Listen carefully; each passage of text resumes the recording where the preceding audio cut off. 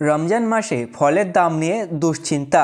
সম্প্রতি ভাঙড়, ঘটকপুকুর, কাশীপুরের বাজার ঘুরে দেখা গেল কমলা লেবুর দাম গত কয়েকদিনে আগেও ছিল 10 টাকা 12 টাকা প্রতি পিস, তা বেড়ে হয়েছে 15 থেকে 20 টাকা।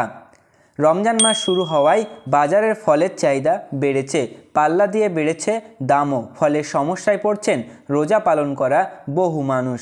সম্প্রতি ভাঙড়, ঘটকপুকুর, কাশীপুরের বাজার ঘুরে দেখা গেল কমলা লেবুর দাম গত কয়েকদিন আগেও ছিল 10 থেকে 12 টাকা প্রতি পিস, তবে তা বেড়ে হয়েছে এবার 15 থেকে 20 টাকা। আপেল 140 থেকে 150 টাকা কেজি থেকে বেড়ে হয়েছে 180 থেকে 200 টাকা। আঙ্গুরের কেজি 70 টাকা থেকে বেড়ে হয়েছে 100 টাকা। তরমুজের দাম 20 থেকে 25 টাকা কেজি বেড়ে হয়েছে 30 থেকে 40 টাকা। এক ডজন কলার দাম ছিল 30 থেকে 40 টাকা, এখন তা 70 থেকে 80 টাকা। 100 থেকে 120 টাকা কেজি খেজুরের দাম বেড়ে হয়েছে 200 থেকে 250 টাকা। বেড়েছে আনাজের দামও।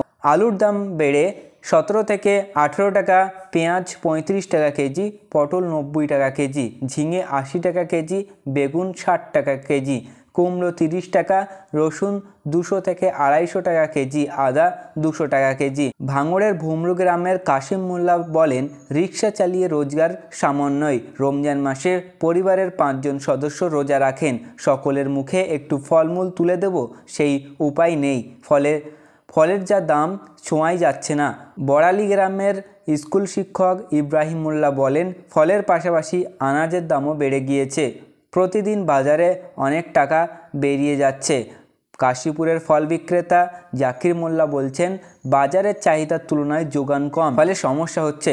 ঘটকপুকুরের ফলের গুদামের মালিক ইউসুফ আলী বলেন, কলকাতায় পাইকারি বাজার থেকে ঠিকমতো মাল পাওয়া যাচ্ছে না। তাছাড়া গাড়িতে করে যে ফলের পেটি আসে তার মধ্য থেকে পচা ফল বাদ দিতে হয়।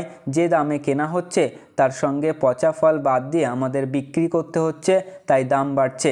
নাম প্রকাশে অনিচ্ছুক এক ফল বিক্রেতা অবশ্য বলেন, এ সময়ে আড়তদারদের কৃত্রিম চাহিদা তৈরি করেন, তাই ফলের দাম হঠাৎ বেড়ে গিয়েছে।